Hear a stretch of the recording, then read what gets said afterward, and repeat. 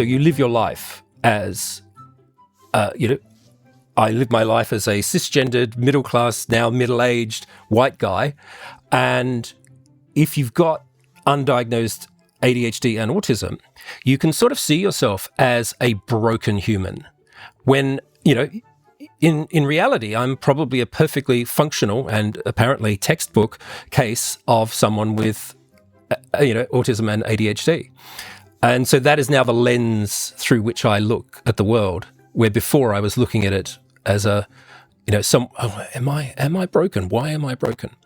Welcome to Normalizing Non-Monogamy, the podcast where we interview incredible people from all over the world to hear their personal journeys of self-discovery through the lenses of love, sex, and relationships. Our mission is to show people that they're not alone and to inspire them to embrace their true selves so that together we can open minds and live authentically without shame.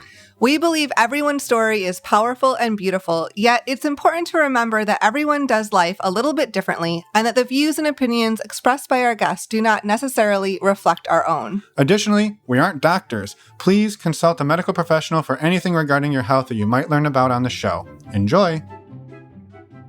Well, welcome to episode 382. We're Finn and Emma, and today we have a lovely conversation with James.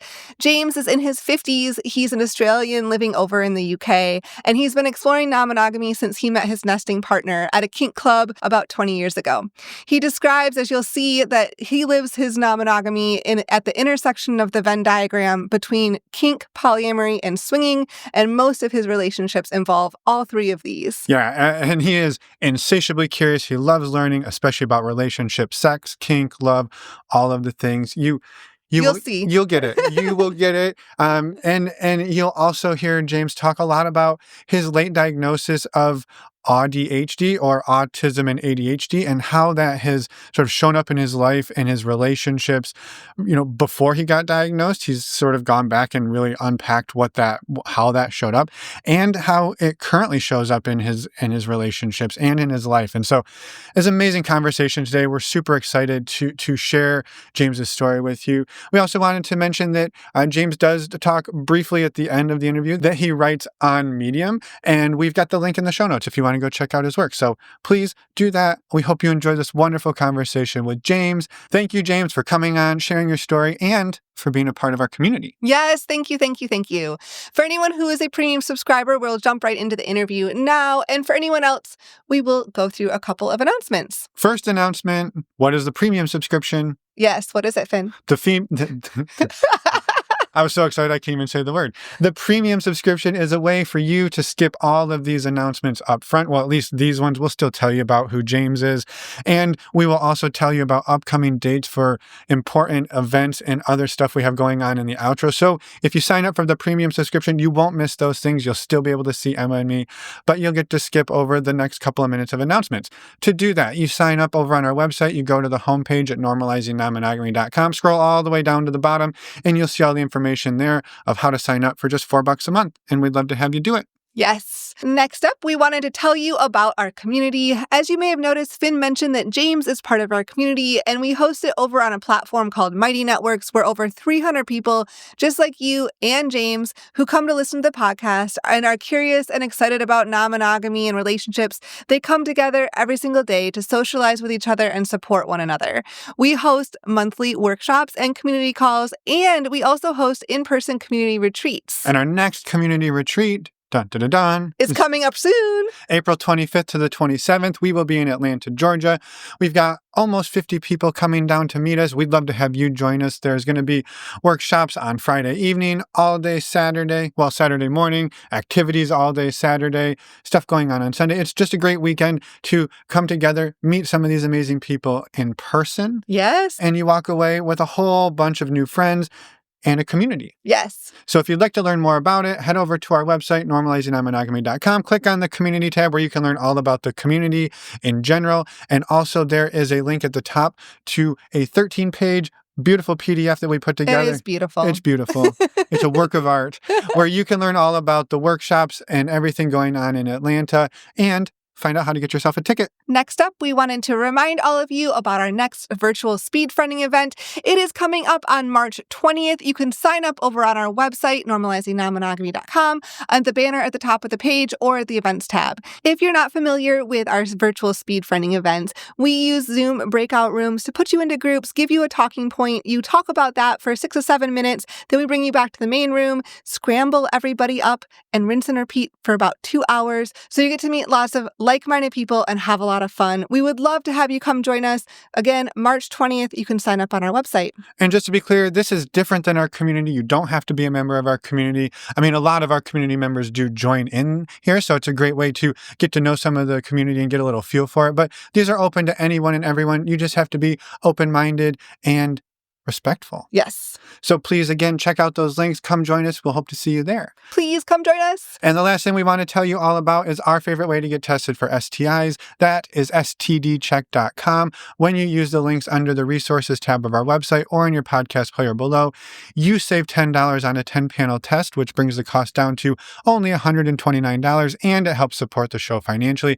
This is Emma and I's favorite way to get tested for STIs. We've been using it for years, as have many of you, and we love it. So do you. So we wouldn't be telling you about it otherwise. Please, again, check out those links under the resources tab or in your podcast player show notes to save yourself a little bit of money. Thank you in advance for doing that. And finally, a quick reminder, reach out to us, send us a voicemail, send us an email. You can do so over at the Contact Us page of our website. We would love to hear from you. If you want to be a guest on the show or if you have any feedback for us, questions, please reach out to us. We want you on the show. Yes, we do. Come join us. We want to tell your story. And with that, let's go and talk to James. Welcome to the podcast, James. We're excited to talk with you today. Thanks for your patience in scheduling this as well. But we're so excited to learn a lot more about you and dive in. So welcome. Thank you very much. It's great to be here, really. Yeah, we'd love for you to start with just like who James is, a quick introduction. Okay, yeah. So my name's James. I'm Australian, you might be able to tell from my voice. I've been living in the UK now for nearly half my life. I'm in a polyamorous relationship, which is sort of more monopoly, really, with my nesting partner, who I'm married to. So in addition to that relationship, I have really 3 other relationships that are quite significant that with people that I'm seeing on a regular basis. One of those has sort of that person's come back after going monogamous a little bit with their primary partner, and 2 other people, both of whom are, I guess, solo poly relationship anarchy oriented. So, if I guess you want me to go back, I've listened to the podcast quite a bit. So, I guess you want me to go back and start from the beginning. Is that how you like? Sure, let's do that. Well, then maybe let's take us back to when did non-monogamy first sort of come in, right? Or were you and your wife open sort of from the beginning? So what's really interesting, I remember years before I met her, my first girlfriend from school, we did this same room sex thing with a very good friend of mine and his partner. And I remember saying something like, okay, well, we're going to do this, and I guess, are we going to swap partners? And all 3 of them had a visceral, in the body, somatic reaction to that idea. Like, we were really young. We were like 18, 19 years old. We just moved out of home.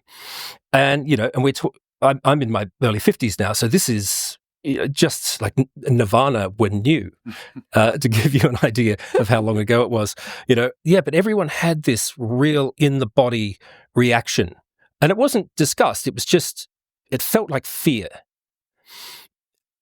And I remember my reaction. Maybe I've created this feeling later upon reflection. But my recollection is, I thought about that as, oh, okay, I'm different to these people. They're all the same, and I'm different. And so it was a real. I actually think it probably stopped me from seizing what I wanted for a while. Yeah.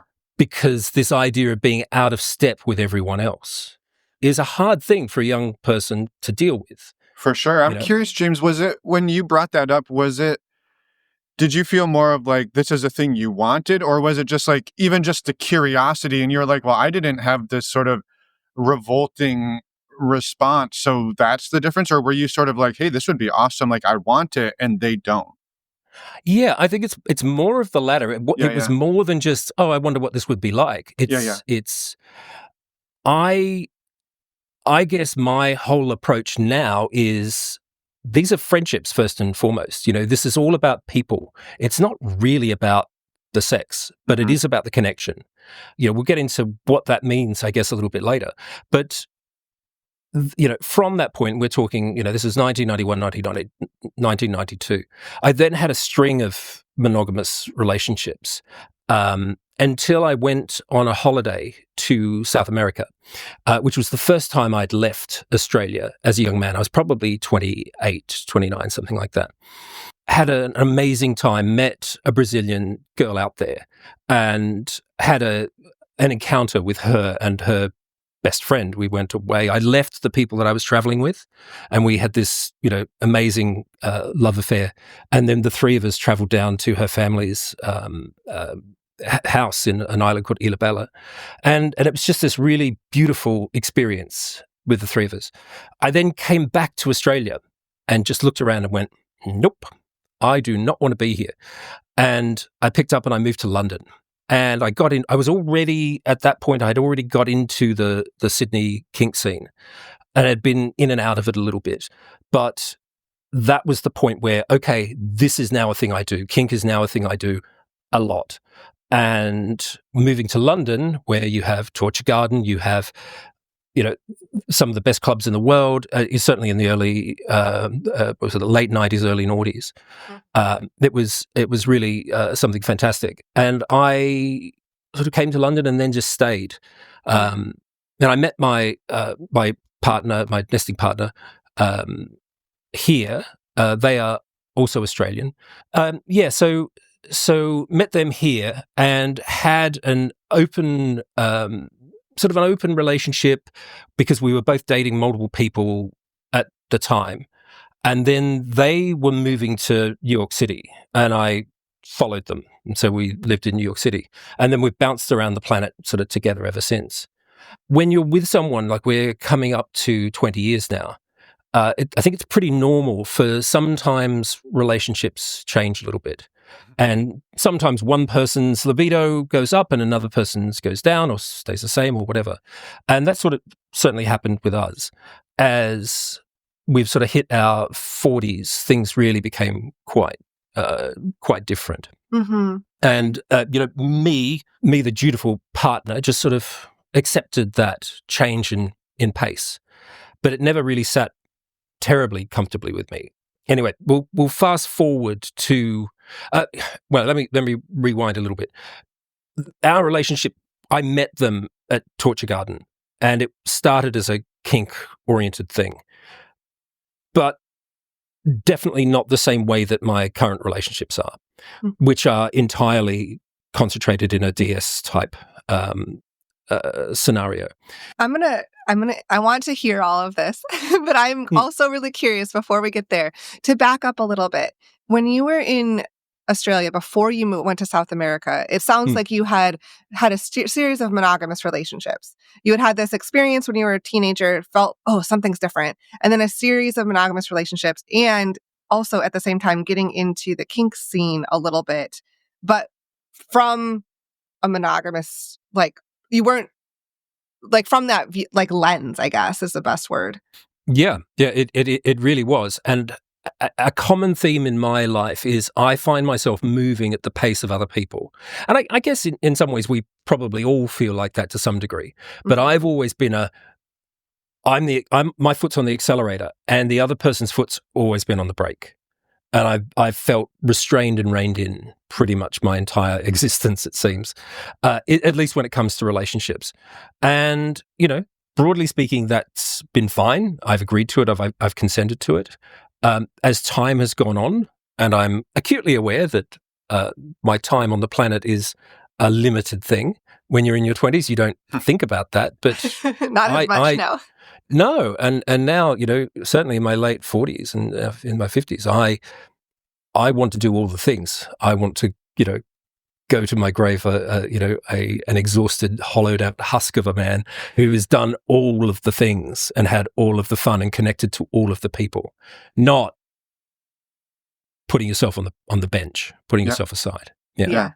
Well, and it sounds too, James, like you had to shed a bunch of shame that I'm sure came in before the experience where you kind of had that parallel sexual experience with the other couple. But I'm curious, because you said like that really kind of heaped some on you, and I'm curious how that sort of led into even opening up to the kink scene in Australia, and then trying to navigate your whirlwind sort of wanderlust love affair in Brazil. Like those are very sort of antithetical to that sort of shame that had come in. Yeah. So I don't know if I felt actual shame.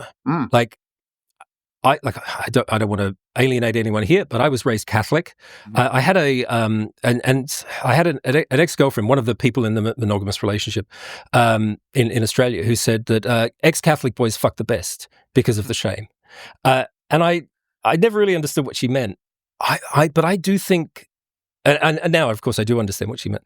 I don't think that I carry a lot of shame now. I'm not entirely sure I ever really did. I probably wanted to fit in with other people more than that, but it wasn't. I thought it was more their problem than my problem. Okay. And look, we now know possibly why I think that. I'm a neurodivergent person. I'm a AUDHD person, which is a fairly recent diagnosis. And having that pretty cut and dried, black and white analytical approach to problems, I think I've always had a fairly good idea of what's their stuff and what's my stuff. That's a gift. And as time's gone on, it's been easier and even more pronounced. Yeah. And knowing that, I think, is a really good thing. Totally. Yeah. I mean, I say that's a gift in the sense that, I mean, I know for myself, that's a thing that I've often struggled with. I'm the person who it's everything is a mirror, and everything's my fault. But then I also push back. It's a nasty spell we're in here. But I'm curious too, if you could expand on what AUDHD or AUDHD. What you just kind of threw it out there. I just wanted, for you, what does that mean? And just for anybody who's never heard that before. Okay, so we found in the pandemic, I went back to school. I work in the music industry, and of course I had no work. So I went and did a master's and did really well, but about halfway through realized I was maybe struggling a little bit more than I thought I should. The marks were good, but the struggle was real. And I thought, maybe this is just being alone in my house because I was separated. My partner was living abroad at that point. That's a whole nother story of getting separated in the pandemic for 2 years. But it'll become apparent as to why that's important. So I sought a diagnosis. I thought maybe it might be an ADHD thing. And then we realized it was ADHD. And there's a theory out there, which is that ADHD tendencies and autistic tendencies somewhat keep each other in check. And if you're a high-functioning person, where you're able to take care of yourself, often it gets missed. One or both get missed. And so when we started treating the ADHD with a stimulant, with methylphenidate, I then suddenly became very autistic, and then got a diagnosis of autism, which because the DSM's changed. Under DSM-4, that would be Asperger's, but we don't use that term anymore, and it's just all lumped together as autism. And so I now see everything, and this this is under 4 years ago where this all happened. So you live your life as I live my life as a cisgendered, middle-class, now middle-aged white guy. And if you've got undiagnosed ADHD and autism, you can sort of see yourself as a broken human. When, in reality, I'm probably a perfectly functional and apparently textbook case of someone with, autism and ADHD. And so that is now the lens through which I look at the world, where before I was looking at it as am I broken? Why am I broken? But that's not really got so much to do with the poly thing, other than everything you are is now seen, through that lens. In one sense, it's separate. In another sense, well, it's you. I read the DSM, I read the textbook diagnoses, diagnosis criteria, and they go, oh, this is my personality. Who the fuck am I? Oh, this is masking. I've been masking for literally 40 years. And you know what? I work as a musician, and being a musician is essentially a form of mimicry. What do autistic people do? They learn to mimic a lot. And particularly there are two types of, there are a lot of different types of autism, but you can delineate along the male and female types of autism. And the female type of autism, it's not necessarily all women that have it.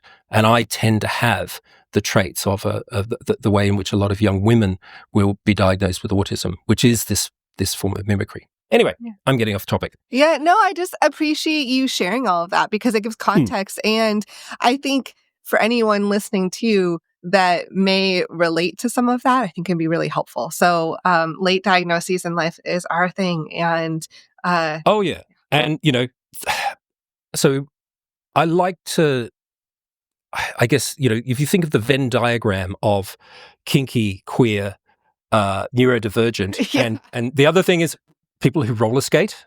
My whole life is when I'm not in the studio, I'm roller skating, and then people in music. That Venn diagram is a circle. All those people, we are all in the same. So I know that I probably assume a great number of people listening to this podcast are kinky, queer, neurodivergent. You probably roller skate too, and if you do, and you come to London, call me and we'll go roller skating, or come to a gig. I love that. I love that. Well, and yes, and to your point, there's a lot of overlap. So very, very true. Well, and it helps too. I think as we start to learn about ourselves, it helps us figure out how do we relate to other people. Why didn't these things work? I mean, both of us sort of coming late to some different diagnoses as well. And you're sitting here sometimes looking back at your whole life going like, well, no shit, it was hard. Or like, no shit, I missed. Like, you're just like, there's so many like light bulb moments that when you have a new set of framework that you're looking at your life through, it makes a whole lot more sense. And I think it also gives you then better tools to communicate to future people. Like, hey, these are some things you can expect from me, because this is who I am, and you have a much better understanding of that.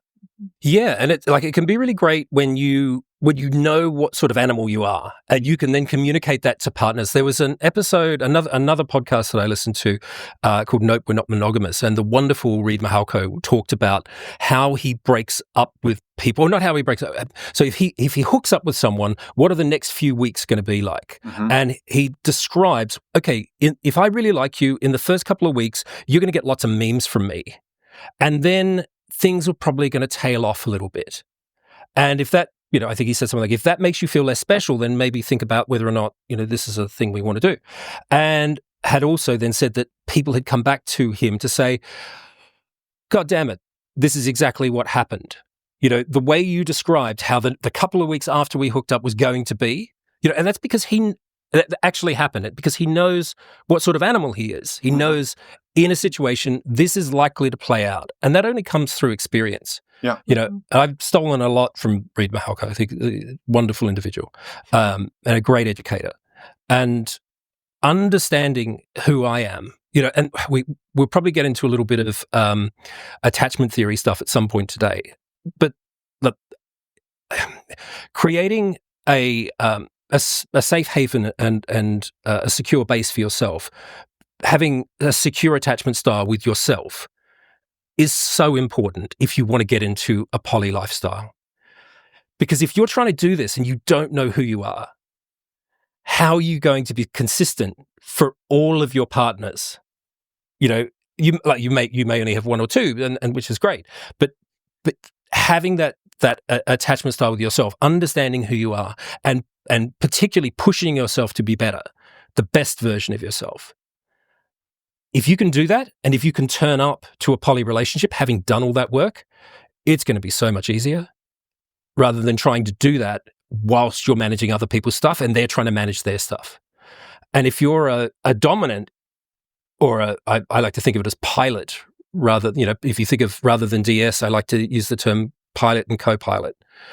If you're running, if you're controlling the narrative, if you're building the scenes in a DS context, it really helps, because a lot of the time people who are in a submissive role look to you for leadership. And how can you lead them if you don't know who you are, if you don't have that secure base to operate from? Yeah.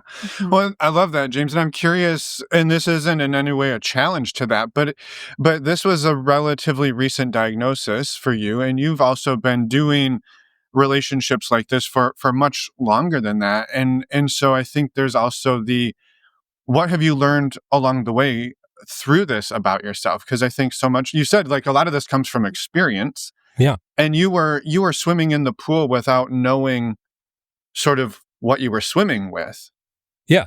I guess the reason why I think it'd be great to have a secure attachment with yourself is because I was doing this for a long time not having that.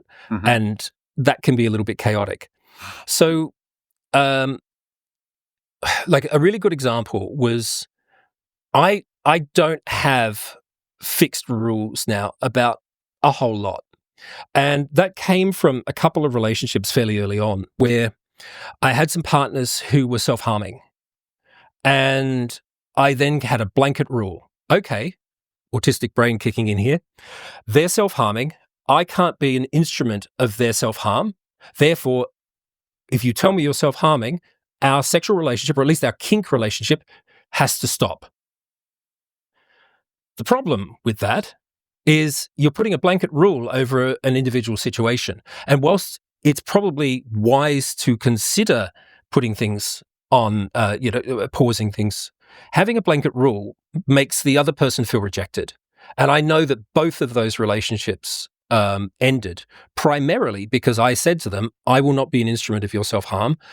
I will be your friend. And I tried to hold them close and hold a space for them. But simply announcing somewhat clumsily that this was the new paradigm, like it or not, this is where we are. That killed those relationships, and that came from not really understanding how self-harm manifests, and how it's possible for someone to be self-harming, to not be using their kink as a form of self-harm. If someone was to do that now, I would not, in a unilateral sense, announce what was happening. I'd try and understand what the self-harm was about, why it was happening, urge that person to maybe seek some help, maybe change a few things that we're doing around that. There is a duty of care there that matters, but having blanket rules for me has stopped being a thing. Yeah. Because I'm now secure enough to know that my ultimate motivation is for positive connection to other people. Having a blanket rule just simply puts a barrier between that connection. Yeah. As we saw with those two relationships, which ended within weeks. And in fact, one of those people literally married the next person they met, which is great for them. Brilliant. So happy for them. I do wonder if my announcement to that person of, okay, we now change our kink, pushed that person towards their now partner. Yeah. We'll never know. Sorry, someone going to ask. I would just, really quick, I was just going to jump in and say, I think too, though, James, in there, right, this ties in really what you said too about just experience, right? Because as anybody moving through the world, if you've never experienced something like this, and it's probably going to scare the shit out of you. And you're like, okay, what do? I don't know. Shut it down, get it out. I don't want to hurt anybody. And so these are the moments where, like, we're also still human, right? And you're kind of protecting yourself and they're protecting themselves. And this is where our raw humanness just bumps up against each other until, we all start to figure out a little bit more about ourselves. And so I love this story for that sort of lesson in there, right? It wasn't that you did anything wrong or they were doing anything wrong, but you were both just learning about what do we actually need here. And it's almost like a little bit of maybe an overcorrection in some ways. Yeah. And then you come back to it and figure out, where do I really need to be? So I I see a counselor every week, and we chat about various things, and it's a person-centered approach to this.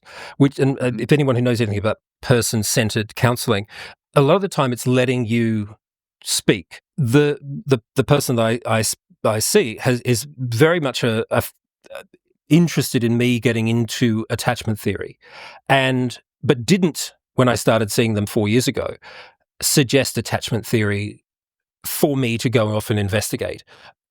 But the way that the counseling worked was we eventually made our way there. And there's a phrase I like to use, which is the right thing at the wrong time is the wrong thing. So although attachment theory has become a really big part of how I look at polyam relationships, not just because of Jessica Fern's book Polysecure, but broadly speaking, it's a great lens to look at a polyam relationship through, or multiple relationships through. But 4 years ago, I was not ready for it, and so hearing and investigating it at the wrong time, I would probably have given it a fairly cursory glance and then closed that door in my mind and never come back to it.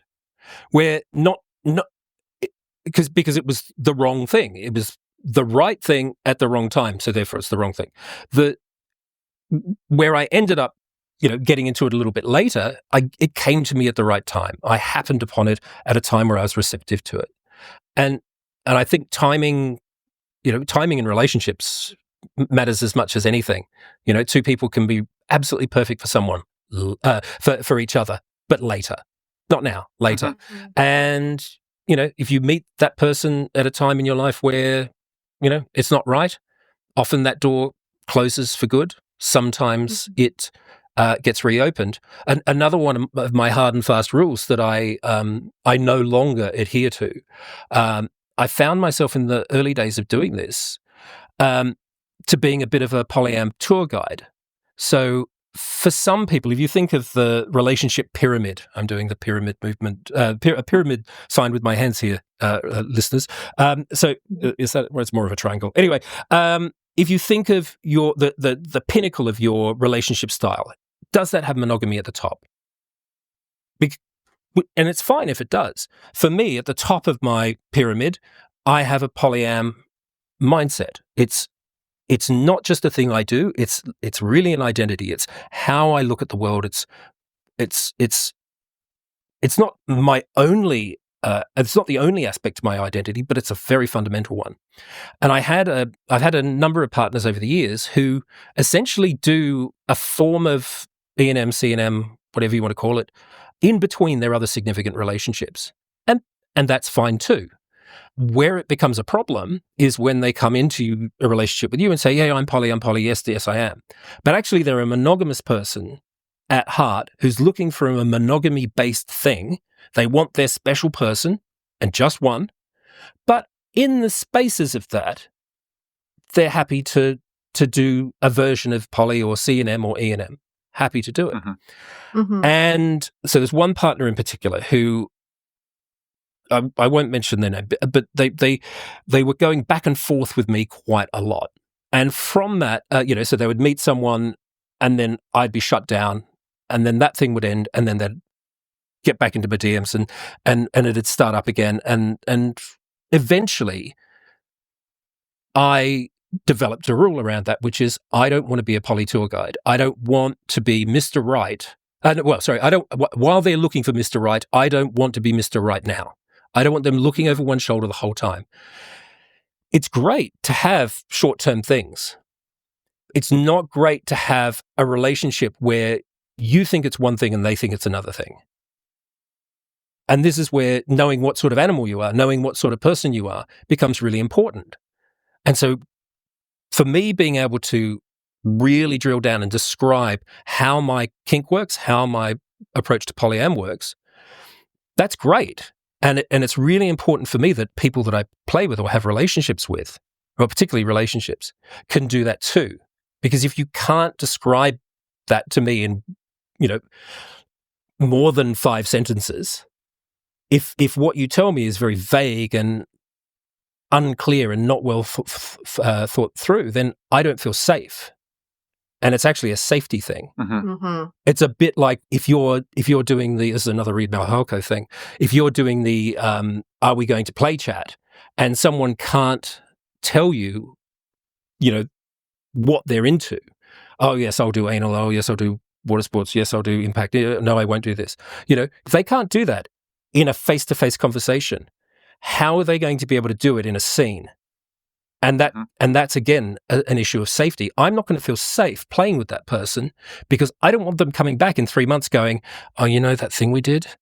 I'm really not okay with that. I don't want that to happen. And it never has. I know it happens with other people because they don't have that discussion about what they're into and what they like. And this is all wrapped up in, the issue of consent. Yeah. And I find it happens a lot in, this is one of I occasionally write articles and throw them up on Medium under the name Enshroud, which is my FetLife profile name as well. The normalizing what are you into for straight couples is really important. Because when two straight couples meet, if they're not in the kink scene and they're not queer and they're not swingers, they might not have a discussion about the sex at all. Because what happens? Well, what happens is what happens in movies or porn. They kiss, she goes down on him, he might eat her out for 5 seconds, and then he fucks her and he comes and she might not. That's kind of how it often goes, I think. Mm-hmm. Yeah. We're queer people and kink people. We have to have those conversations. If I meet a woman or a guy in a club and we want to play, I don't know if they're a top or a bottom. If they're new to me, we have to have a very quick conversation about this is okay, this is not okay. Oh, you're a top, well, I'm a top too. Okay, well, see you later. All of those conversations happen out in the open in the kink and queer scenes. Yeah. Mm-hmm. And a lot in the swing scene. But in straight hetero land, I don't see it happening quite so much. Totally. Well, and I think in this, right, there's always, there's often when I've listened to other podcasts and people say, the trope I always hear is, or the sort of the rule we often hear people throw out is, I'm polyamorous, but I don't ever date new poly people. And then the new poly people are like, well, how the hell am I ever supposed to get any experience doing this, right? And I think, this is somewhat of a similar thing where and this is my own sort of framing around it is, if I talk to somebody and they say, well, I don't know what I like, or I'm not sure if I'm into that. For me, it's not necessarily, okay, well, we can never talk and we're never going to do anything. It's, well, we're going to slow way down. We're going to dial everything way back and we're going to approach it very differently than if somebody comes in, I'm like, I do this. And it's like, okay, great. We've got a roadmap. We're playing a different game. Yeah. So it's 100%. This on or off. Yeah, no, 100%. And I don't have that. Again, I don't have hard and fast rules. Yeah. I tend to play with people who are more experienced than not. I do quite a bit of rope. I don't bunny anymore really, unless there's someone who's got a lot more experience than me and I want to learn something. I don't have a submissive mindset. So, but the idea that you can only ever play with people at your level of skill, or your level of skill or your level of experience. Well, I'll tell you what, do that for 30 years and come back to me because there will reach a point where you're so much more, you've had so many more hours doing this than everyone else, and everyone else is younger than you. So if you're waiting for everyone at your level of experience to be around, there are going to be fewer of those people. So as I've gotten older in the scene, I commented on the forum about this in relation to an age gap, which I think you read, Finn. The idea that just because you've got flight time means you're good at it isn't necessarily true. One of my partners, the one that has recently come back into the fold, is the youngest of the people that I currently play with. They are also the person I lean on for emotional support, to a very large degree. They are the person who is most able to articulate what they are into. And that's not to say the other people in my circle are not able to articulate it, they are. Sure. But it's not necessarily just down to flight time. It's not just down to how long you've been doing it. There are and I know this from being a musician. There are loads of guitarists out there who've been playing for nominally 30 years, but they're not very good because they haven't approached it in the right way. And they're hobbyists, so it's fine. Where you can get, with the right approach, you can get from nothing to a professional level of playing in 3 or 4 years. It's hard work, but you've got to be very dedicated, and you've got to have the right approach. Mm-hmm. So if we talk about kink or polyam, some people just come to this with more of the pieces of the puzzle in place, and that's great. If there's someone who doesn't have all of those pieces in place, that doesn't, I'm not someone who says, oh, okay, go away and come back when you're ready. When you're at my level, how disrespectful is that, and how elitist? And you know what? How lonely is it? Because no one's ever going to want to fuck you if you behave like that, right? Yeah. Yeah. I'm curious, James, to the sort of building on, I think, everything we sort of laid the groundwork for here. Comes to mind a question of often people talk about kink and polyamory as if maybe they live in the same neighborhood, but they don't live in the same house. And I'm curious, they're not interchangeable. And I'm curious how for you, do you weave your kink and your polyamory together? Yeah. So I mostly live in the kink world.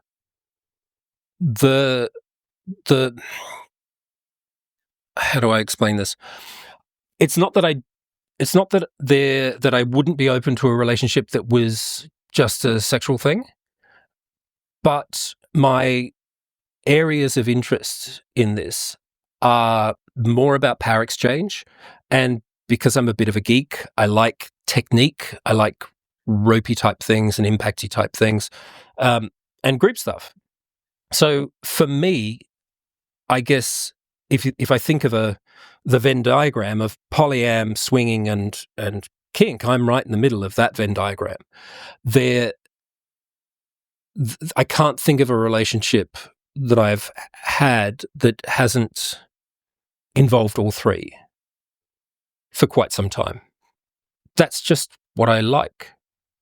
It's not really more complex than that.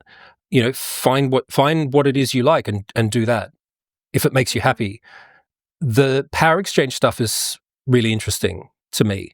And, this is where I get to roll out another one of my stock phrases. I spend a bit of time on FetLife, and friends of mine, partners of mine, often send me screenshots of messages sent to them that are wholly unacceptable. People going straight into scening with someone without any preamble, without any negotiation, not knowing their name. And, clearly that's problematic. That to me is an example of using the person to connect to the kink. And if you're new to the kink world, you might come in with a laundry list of things you want to do.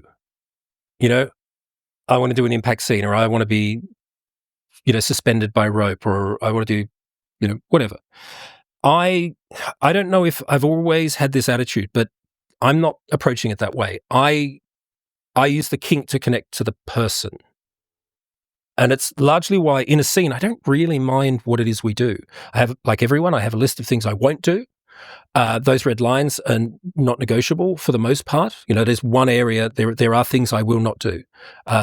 Age play is a good example of that. I don't get involved in age play where someone pretends to be a small person. It's not my jam. I'm not going to kink shame people, but I would not be comfortable doing that. So those red lines won't be crossed. Other than that, it's more about what will this scene, how will I connect to this person in this scene? Have you heard of the term counterpuncher? Not in this context, but even in a boxing, in a boxing if you think of Mike Tyson as a counterpuncher. So as a musician, this is going to tie in with everything in a way. As a musician, when you're improvising, you're also trying to anticipate what other people are doing. And so in a kink scene, it's sort of the same. And I think of, I hesitate to use a boxing metaphor, and I know nothing about boxing at all. So someone can correct me about this if I am wrong. But someone like Mike Tyson is a counterpuncher. He never throws first, but he relies on his reflexes to see the little twitch in someone's shoulder to know they're going to throw. So they've started to throw, and he lands his punch before the other person does. And I try and negotiate when I'm in a scene with someone. I try and negotiate the scene. I try and live in the scene in that context where I'm reading them in such a way that I'm then giving them the thing that they're really looking for, that split second before they're entirely aware that that's what they want. Does that make sense? So the idea is that this is trying to read it. It's about reading it. Yeah, you're not sensing it. Yeah. It's an intuitive but also a practiced way of approaching a scene. Because what I really want to do is connect to that person. I don't really care about doing any of the stuff if the stuff doesn't get me to that connection. The connection is at the top of the pyramid. Yeah. So, and this is where we come into this idea of the pilot and the co-pilot, particularly because there is often an age gap with the people I play with. There is an inherent power dynamic in that. Me as a cisgendered, white middle-class middle-aged guy, I have that privilege and I'm aware of that privilege. To then put that in a DS context seems to be reinforcing that power imbalance. So I like to think of it as pilot and co-pilot. I like to be in control of the vehicle. If we ever take a journey together, I'm going to want to drive, and that's fine. Some people don't want to drive. One of my partners doesn't have a license. Actually, two of them don't. So someone's got to drive. I like to drive. I like to be the scene builder. I like to be the person building a narrative in a scene, or particularly in group scenes. But I need a map. I need a map reader, and that's what, in a DS context, I see as the person in the bottom role, in the submissive role. They're either holding the map, or sometimes I think of them as the map. You read the person and you get that feedback from them, and hopefully, if I'm doing it right, I'm not saying I'm perfect at this, but at least the intention of trying to read them and then give them what they want, as well as reading myself and realizing what it is that I'm trying to get out of this. And that's sort of where the most beauty in kink can be found for me. Yeah. Because otherwise, certainly in a DS context, submissive people, the people in the bottom role, they're the ones holding all the cards. Yeah. If you're operating from a consent right up close as the most important thing, their consent is the thing that determines whether or not this is happening or not. And if they're not there emotionally, if they're not there physically, then you're just a slightly weird middle-aged guy standing around in some funny clothes. Yeah. What's that about? So yeah. That connection is the only thing that really matters for me. So yeah. So for me, the stuff doesn't matter. Whatever we do, provided it's not on a red line list, provided it's not on a hard limit for either of us, yeah, let's go. Yeah. Yeah, I really appreciate you explaining it in that way. I think it will hopefully land for many people. And really, because it's just the whole mindset around how you approach those dynamics and relationships. And I'm also curious, I know we kind of veered away from your actual relationship story a little while ago. That's okay. So I'm curious, I have a couple of questions, but I'm going to, from my understanding, you had this experience as a teenager. Then you went and you were in Australia. You were in the kink scene, but in more monogamous relationships and exploring that. And that just sounds like where you really started to learn a little bit more about yourself, especially in the kink scene. Yep. Then you had this foray in South America, had that experience, and moved to London, met your now nesting partner, and had been in that relationship for almost 20 years. But that relationship in and of itself, it sounds like you've learned a lot about yourself in there as well, because it sounded like you were open for a little bit at the beginning, then shifted that a little bit, and then shifted it again. Is that accurate? So sort of, because we changed countries so often, there was never really a discussion about, okay, so now we're doing the monogamy thing. That never happened. So it was nominally open, but I hadn't acted upon it very much, actually not at all, for a long time. And what prompted this? We were living in Asia for a little bit together, and then when we moved back to the UK, they, in fact, did not come and live with me in the UK. They were working in Europe, and we had a flat in Europe, and we had this idea of, okay, I didn't want to live in Switzerland. They had to be in Switzerland. We can travel on the weekends. We had this life where largely, through the week, we wouldn't see each other anyway, because I'm a musician. I keep very different hours to someone who works 9 to 5. And then we would sort of catch up on the weekends and do dog walks and see friends and do all of that. So, okay, well, let's just do that.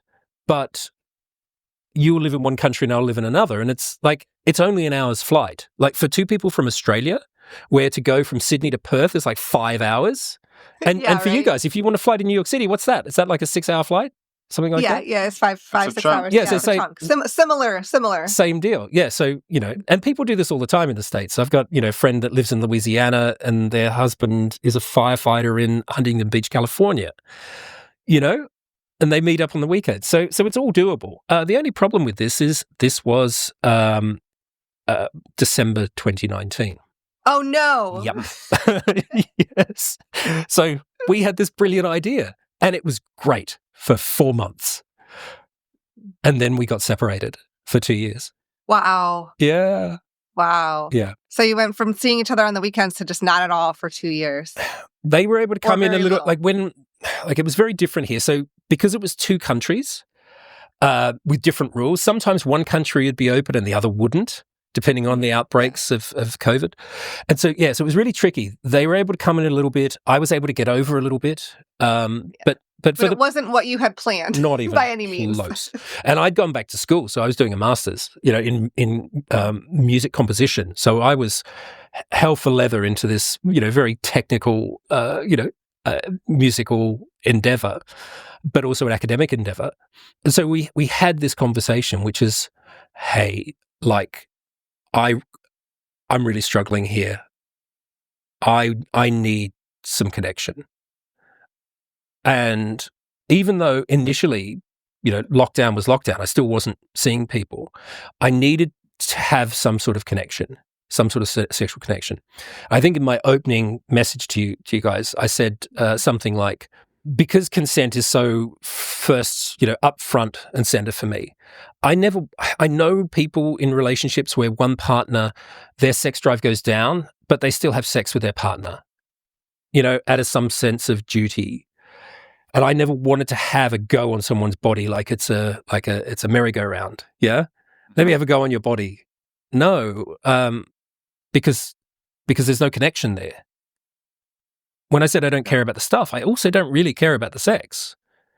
To be perfectly frank, if it's a choice between having sex with someone who's anything less than enthusiastic, I'd rather just take matters into my own hands. Yeah. Mm-hmm. Mm-hmm.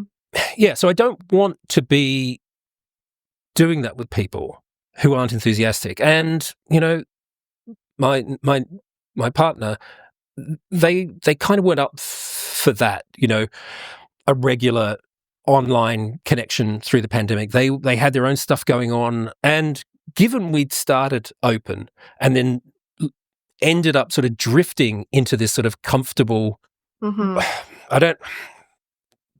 It's not like some people say, oh, we became flatmates. We didn't. Or we became brother and sister. We didn't. It was none of that. But this mismatch in libido and interest level and, my obsessive interest in the technique of BDSM and the technique of power play, power dynamic stuff, they just weren't there for it.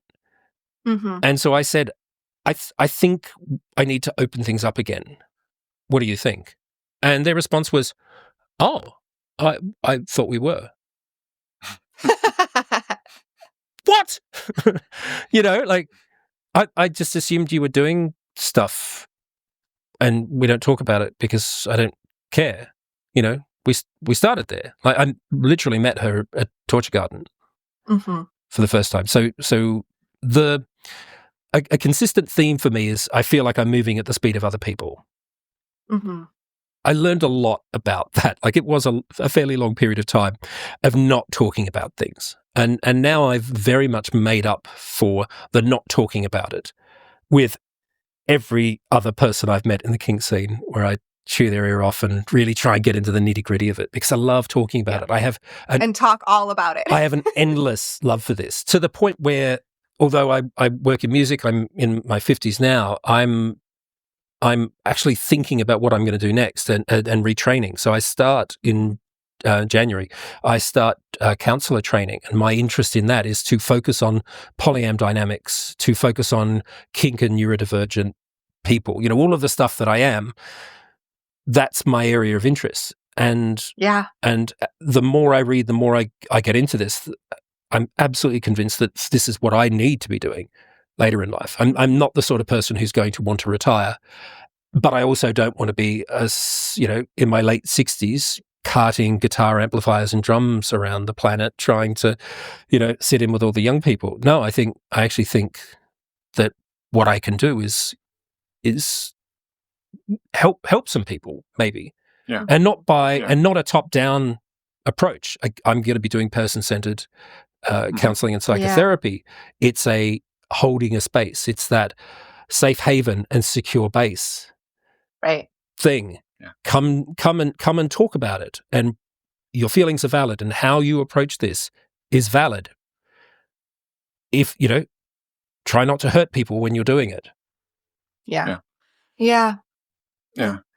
I had another question, James, sort of maybe to kind of, I don't know if it's really a wrap-up question, but I know we're coming up on about an hour here, and this just kind of pops into my head. The both times you said that you move at the speed of other people, and for one, I find that very relatable, just with my own stuff. But I'm curious, as you're navigating non-monogamy, it in some ways gives you an opportunity to move at the speed of other people, but also move at lots of different speeds, because different people have different speeds. And I'm curious, do you find yourself ever like sort of seeking out people who are maybe closer to your natural like speed, right? I think we sort of all have like a bit of a natural, like if I go for a jog, where I feel comfortable is very different than where Emma feels comfortable, is very different than where an Olympian feels comfortable. And I'm curious, do you start to seek out people that are maybe where you find your natural stride?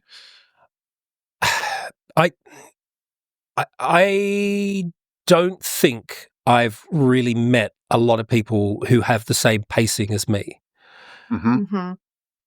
That doesn't mean that I'm at an Olympic level of sprinting at all. Totally. And I'm not saying that. What I'm saying is, it's just a different. Yeah, it's a different thing, because, and this will be an autism thing, because I'm very much in my head about it, and because the philosophy of this stuff is really important. But I also like to have my foot on the accelerator at the same time. I haven't found a lot of people who have that. Usually my experience is that the people that are going fast don't like to talk, and the people that like to talk like to go slow. That's what I found. And so I'm sure they're out there, and if they are, please give me a call. But the God, I'm an idiot. Anyway, it's fun. It's silly. I'm so silly. Well, when you live in a world where everybody feels different than you, and you have an opportunity to be like, if you feel like you're the same as me, maybe reach out. We need to be so alone out here. Yeah. And so one of my partners has a real thing for group play, and I mean gangbang play. So I love facilitating that for them. We go to an event, and I get to witness and participate in their entire world being, their destruction, really, but from a really safe place. And that's their thing. That person doesn't like to talk about the stuff very much. We talk about consent, but I feel as though I'm always pushing to talk more about it. Where I have another partner who is a little bit more cautious about things. And this is all great, but that's the person that I talk about all the stuff with. Mm-hmm. And I think this speaks to the power of polyam life. You don't have to have, one ring to rule them all. There's not one special person in your life that is all of the things. Mm-hmm. You can share the load. And there are people who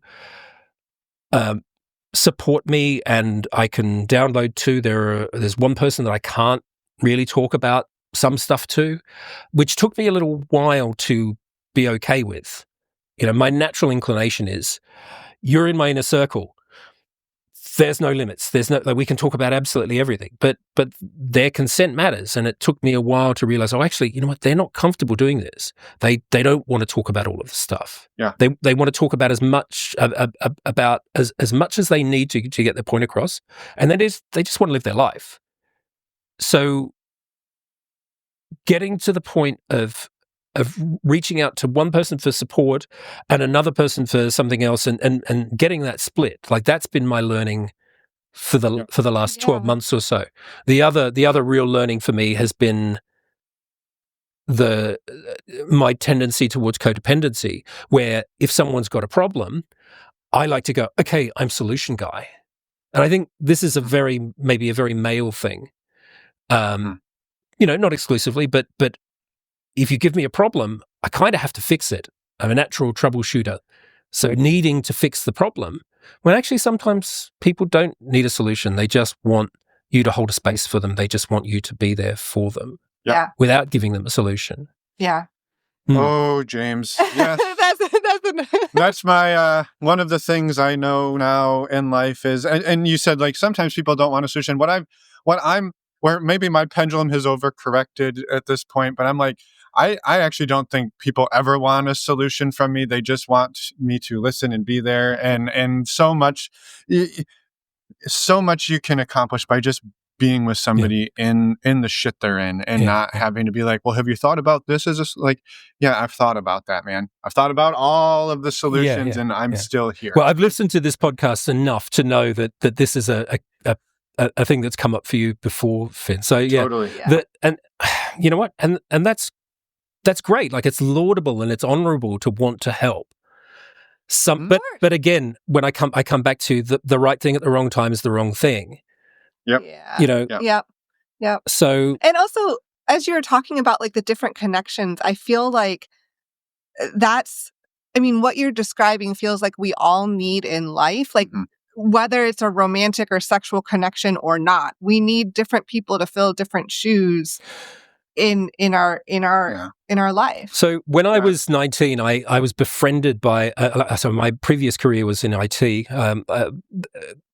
Somewhat accidentally, I was working in a guitar shop and I had someone turn up and say, you seem pretty good with that computer. Do you want to come and work in Y2K remediation? I'm like, no, I'm not interested in that. I will pay you $80,000 a year. Oh, okay, yeah, I'll do that. And so I left and I went and did 5 years in IT, but I didn't really know what I was doing. I blagged my way into a job and then got pretty good at it, basically because of this one person. But and he took me under his wing, and he was a bit of a hippie. And he laid this line on me, which I've never forgotten, which is, when with fishermen talk fish. Yeah. And so I try and let each dynamic be what it is. Like, my natural inclination is to be in someone's DMs all the time. Like, the two of the people that I have a poly relationship with, I'm contacting them on a daily basis, like multiple times a day. There was someone else that I don't have, we're just friends now. That relationship, I found myself trying at one point to try and make that relationship resemble some of my other relationships. The idea that, well, if I'm not doing the same things, if I'm not sending them memes every day and sending them spicy content, never dick pics, I don't mean that, but just,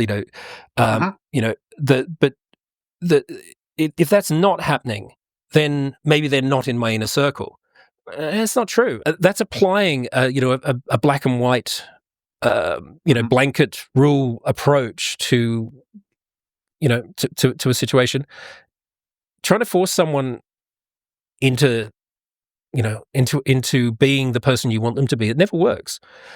I occasionally on forums, I see people saying, oh, my partner's pissing me off because of XYZ.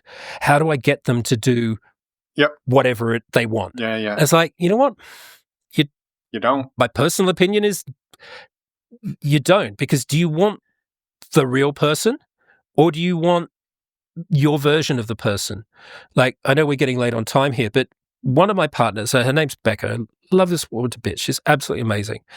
We had an 18-month period where we weren't in a sexual relationship for a very good reason, which is, and I talked about this a little bit on the forum.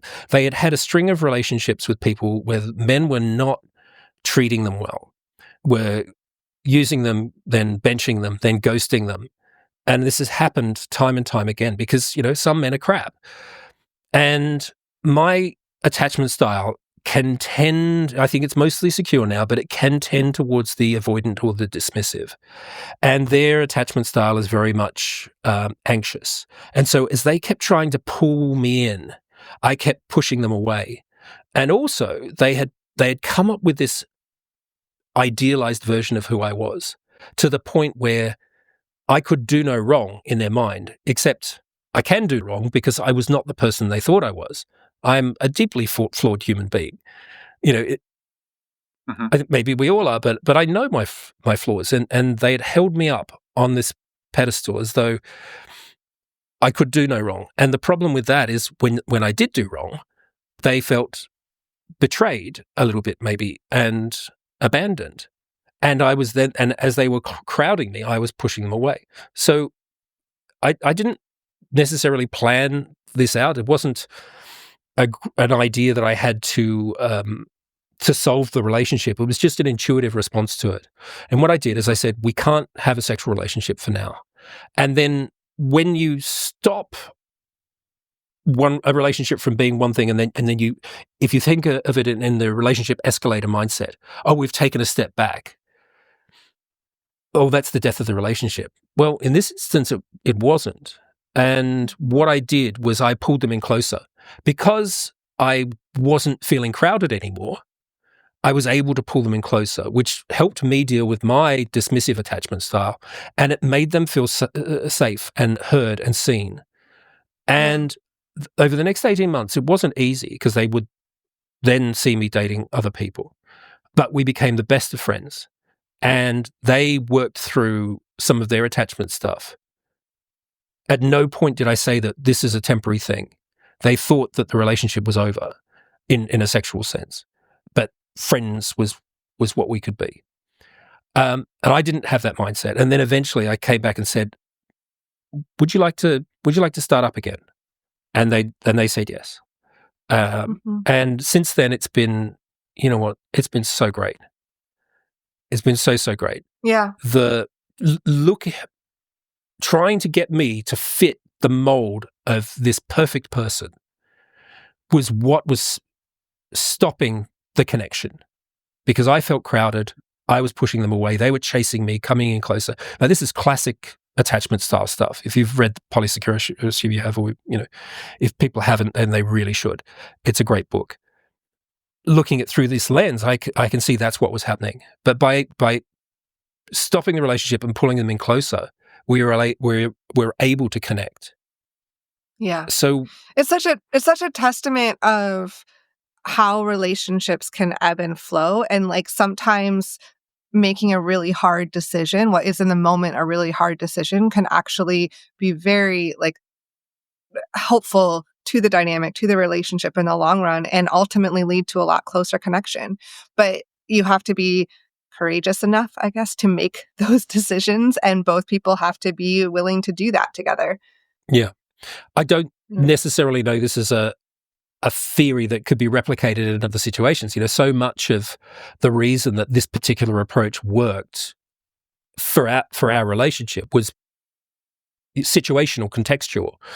I'm not trying to say this is a theory that people should go out and try and do themselves. I have no idea. But in this instance, it was exactly what the relationship needed. Yeah. And it was difficult for both of us, but here we are, 3.5 years later, and we've never been stronger. Yeah. Well, thank you, James. I really appreciate you sharing that and sharing everything that you've shared today. I feel like we could definitely keep talking for several hours. We could. Yes. No, thank you for having me. I really, really do appreciate the opportunity, and it's great to meet you guys. I feel like I already know you, and I imagine a lot of people listening to the podcast feel like they know the two of you, as more than maybe they know some of the people that are physically in their lives. So yeah, I appreciate that. Yeah, thank you. I also wanted to reflect back to just the idea, sort of the last, 15, 20 minutes that we've been talking. When I asked you about the people trying to quote unquote find people that are running at your speed. And I think what I took away from your response, and then in the last little bit here, is just so much about the power and value that we can get in life when we have a variety of people in our lives, right? And that doesn't have to be romantic and sexual, but that can even just be at a friend level, right? Like I have, hypothetically, right, you could have one friend where you're like, we go and we run as fast as we possibly can. And then I have another friend and all we do is we go and watch movies. And right, those two friends probably aren't going to be friends with each other necessarily, at least based on those activities. But I can be friends with both of them, right? And that's where I kind of hear, like, I don't necessarily have to find people who run at my speed exactly like I run, because I can go fast over here and I can slow down and have the conversation over here. And we get to just sort of, weave a tapestry of amazing connections that really, I think, rounds us out better than if you're just looking for people who are exactly like you. You're just going to be more and more and more that way, versus absolutely. I get to expand and sort of open up ways in which I'm able to connect with other people. Yeah, you're absolutely right. And the other thing I like to do is I like to bring my friends together, not just for all the groupie fun things. Sure. Although the two of the people that I've been dating with, they had not met for 3 years until recently, and we all went to Torture Garden together. In fact, in the first time they met one another, we went to London Zoo because the roller rink that we all go to shut down, which is very sad. But so we went to the zoo, and they got on absolutely famously and brilliantly. And they are very, very different people. They do have a form of a relationship with each other, but they're not, and they don't have to be best friends. And totally. they having a friendship is great. They're certainly not enemies or anything close to it, but because they are quite different, I am the hinge between them, and that's okay. I know that Christy, Jason, David, and Rebecca have been on, and they've got I think the world of these people. I really enjoyed that series, and that's a fantastic thing that they've got going there, and it's in no way a criticism to say it's not right for everyone. Totally. I'm in one sense I'm envious of what they've got, and I really make a distinction between jealousy and envy. I'm one of these people who doesn't feel what I think of as jealousy, in dynamics.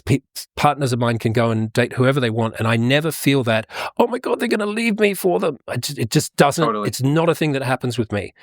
But I think of, jealousy is, I don't want you to do that, and envy is, oh, I really want to do it too. And I have that feeling with, Christy, Rebecca, David, and Jason, where, oh man, wouldn't it be fun to live in their world for a period of time? It must be so much fun. And then I look at my life and think, you know what? I need to spend like 18 hours a day, 5 days a week in a recording studio. How's that going to work? With having 5 people live in my house together with a toddler. Yeah. Jesus. Like, that's not practical. Right idea, wrong time of life. And so in a couple of years, the right thing. We'll talk to you and you'll be like, look where I'm at. I'm living the right thing. Yeah, the right thing at the wrong time is the wrong thing. Yeah. Put that on my headstone. Amazing. Well, thank you, James, for being here today, for coming on the podcast, and also for being a member of our community. You've mentioned it a few times throughout here, and just love having you in there, love sharing these ideas and talking about this. So just grateful for you reaching out, coming on, and being in our orbit. Yeah, and thank you guys for having that community and for running this podcast so well for so long. It's really tremendous, and I know personally what it's meant to me. It has changed my life for the better, entirely for the better. And so what you're doing, and I'm sure so many people in the community feel like this, what you're doing is so honorable and laudable and lovely. And I think you're both, fantastic people. So Thank you. Yeah, Thank you, there we go. James. Well, that's a wonderful way to end. We'll take it. I appreciate that. And have a wonderful weekend, wonderful rest of your day and it's weekend Friday ahead. when we're It's Friday. recording this. It's our Friday, listeners. Your Wednesday, our Friday. So sorry. I'm going to be going roller skating tomorrow with two of my partners. So that's going to be Excellent. Absolutely. A lot of fun. Super fun. Yeah. Enjoy that. And we'll talk soon. So thank you. Okay. Thank you, James. See you guys. Bye. And we're back. Thank you so much, James, for everything today. It was so wonderful to talk to you, and we're excited to get your story out there. Yeah, thank you for coming on the show, James, for being a part of our community and for being your awesome self. We're super grateful, and we loved telling your story. So thank you once more. A couple of reminders of upcoming events. We have our next virtual speed friending event coming up on March 20th. You can sign up over on our website. And we also have an in-person community retreat coming up April 25th to the 27th. And that is for our community itself. You can find out more over on our website too. Under the community tab. Yes. Next week, we've got an amazing conversation with Hilly. You might remember Hilly, or you might not, but we hope you do. Episode 225. It's been 2 years almost to the date that we talked to Hilly, so we are excited to get an update and bring that to you. So please, if you get a moment, go back and listen to episode 225. You won't be lost if you don't, but it's a great conversation. So we'll see you next week. And I think that's it. That's all. Bye, everyone. Thanks for listening.